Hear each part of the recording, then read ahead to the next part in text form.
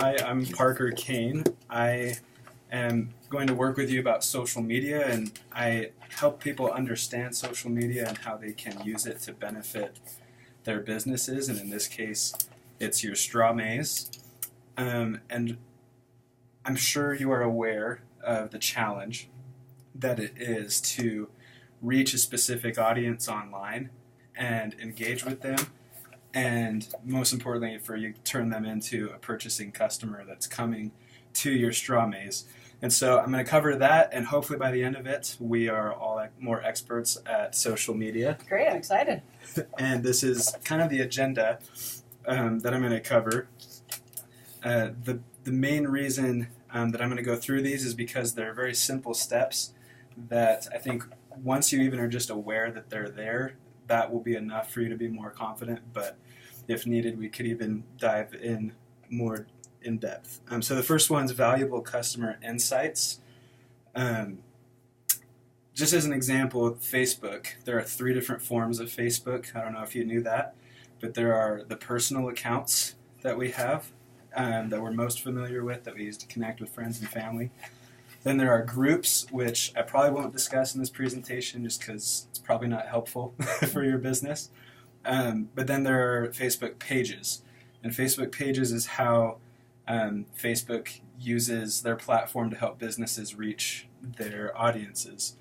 And on Facebook pages, you can have a review section and create a bunch of engagement with people, and respond to their concerns and to the things they like. But that review section is where you find exactly what your customer is thinking. And that's a really cool thing considering, I wasn't doing advertising 10 and 20 years ago, but that didn't exist then. And it was really challenging for people to know those things, and they would spend months and years to try to figure it out, and then by that time it was too late. But so you're saying we can find out just like almost immediately. They post something, some review. Mm-hmm. I love this or I hated this. Yep, immediately you can go in there and see, and you can be notified too when someone does leave a review. That way that's good. You can move on even quicker and respond to them quicker. Then there's brand awareness and loyalty. And I'd like to share a story that happened to me one time.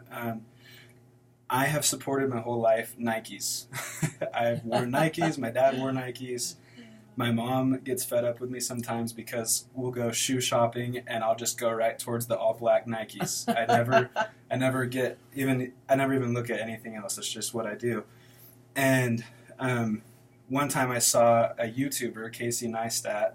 Oh yeah, I love Casey. You do? Oh yes. And he did a video for Nike. It was a commercial where he wore their Fitbits and their shoes, and he would run around the world, and he documented it all. He blew their whole budget on just a cool YouTube video rather than some big production.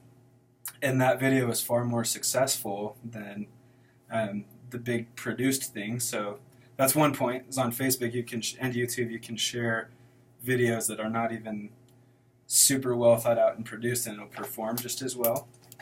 But anyway, I responded to that video in the comments and was saying that I appreciated what he did. And I even tagged Nike, and then I went on to Facebook and found Nike, liked their page, which I don't know why, I just haven't liked it before, even though I've liked them. And I commented on their stuff, tagging Casey. And I never heard back from Casey Neistat, but Nike started responding to what I was saying. And it made me feel like they cared about what my thoughts were. They're a huge worldwide organization, and it probably wasn't the CEO of Nike, it was probably just some team member, but it still made me feel special. And so using those social platforms, you can create brand awareness for people who even know about you. They just haven't taken any action yet. And loyalty. I will forever wear Nikes. So you can create even loyalty. more now, right? Yeah, and I feel better about it. And how does your mom feel about that? She's never going to get you to She feels good. She wants me to wear like Vans and stuff. So next is targeted ads and real-time results. And this is specifically for Facebook pages and Instagram accounts. But you, for as cheap as $1 to as much as you want to spend, can run your own ads specifically targeted to who you want to reach. You can customize, and that's another thing 10 and 15 and 20 years ago we're not able to do in advertising. But isn't it when you do ads that it just like it goes, like if I'm on Facebook, are we talking Facebook now, or are we talking Facebook and Instagram? On Instagram, so either one. But like if I post on Facebook, doesn't it mean people from Pocatello or Utah or whatever are going to see it? They're not interested. Well, you target to them? You can choose the demographics. Yeah, you can customize everything. You can pick where people live. You can pick genders, ages, interests. You can find out what they're liking on Facebook and how you can be relevant there. And you can run those targeted ads, but the coolest thing, I think, is real-time results, because you can have it on your phone and you can be updated every few minutes or just check whenever you want to see the real-time results and as it's happening.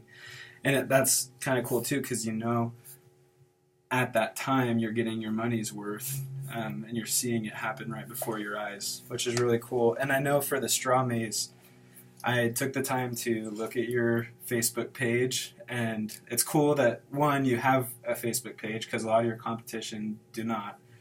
But it's about 2,000 likes, and the numbers for people who came to your maze were over 100,000 people. And so I think even though you have the social media, it's not being used and it's hard too, because you're just a September and October business. Yeah. But during that time, it would really be helpful, even the months beforehand, to start picking up the Facebook page and advertising and get people to like it. And then when people do come to the straw maze, inform them about the Facebook page and tell them that that's a safe place where they can find you, like you, follow you, give reviews, and then also when you go to look at reviews, it's important to respond to them. This is something, just a kind of a side note to expect from millennials, because I'm often asked, how do we reach millennials? That seems to be a big issue for businesses nowadays. They want to reach them, and they don't necessarily know how to. But 24/7 customer service. This picture. Like awake at all hours of the night. Yeah. Well, and it's a picture, like I purposely chose this picture because it's dark. It looks like it's at like nighttime, 2 or 3 in the morning when he's just rolled out of bed. And it's true. I have roommates that don't go to bed till 3 in the morning. I have roommates who are online shopping at 6 in the morning when they're getting up to go to school, and during class and after class, and they're constantly people, and millennials especially, that are online all the time. And so a good thing for you guys with social media is you can be there for them. If they have any questions, they're not going to call your 1-800 number to try to be directed to your cell phone to ask you about the booth. They're going to go online to look at your ticket prices and different things that they need to know in order to convince them to go to your straw maze. And through social media, you can provide that and be there to respond to them 24/7. And then the most important thing, and I kind of covered it a little bit already with the Nike story, is relationships. Social media is a great way for the straw maze to quite literally online shake hands with all of their audience members, people that are coming to experience the straw maze, experience the haunted forest, to come jump into that environment in that fall time.